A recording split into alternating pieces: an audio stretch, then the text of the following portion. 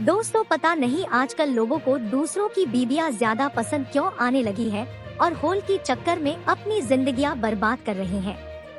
यह मामला छत्तीसगढ़ के जांजगीर का है, जहां बचपन के दोस्त ने ऐसा दगा दिया कि वह अपने दोस्त की बीबी का ही गेम बजाने लगा। चलिए पूरी कहानी बताते हैं।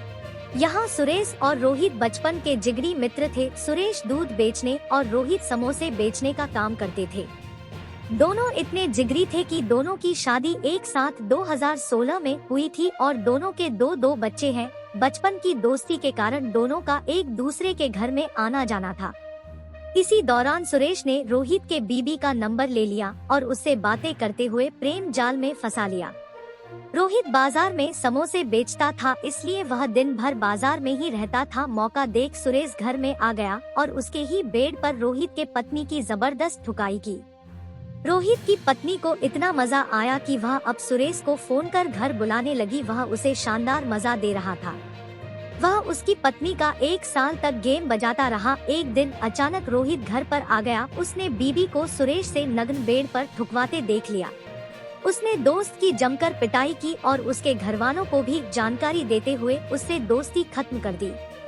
लेकिन रोहित की बीबी को तो सुरेश से ही करवाने में मजा आता था। वह नहीं मानी। मौका मिलने पर वह सुरेश का ही पानी पीती रही। एक दिन रोहित समोसे बेचकर रात को देर से थका हारा आया और खाकर जल्दी सो गया। अचानक रात के 2 बजे जब उसकी नींद खुली तो उसने देखा कि सुरेश उसकी पत्नी को नग्न करके उसकी ठुकाई कर रहा है। फिर रोहित ने डंडे से उसकी पिटाई शुरू कर दी।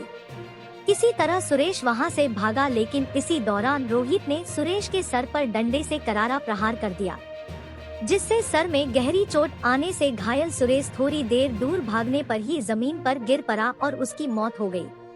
पुलिस ने रोहित को जेल भेज दिया है। दोस्तों, होल की चक्कर में जिंदगी बर्बाद ना करें, सतर्क रहें, सुरक्षित रहें। धन्यवाद।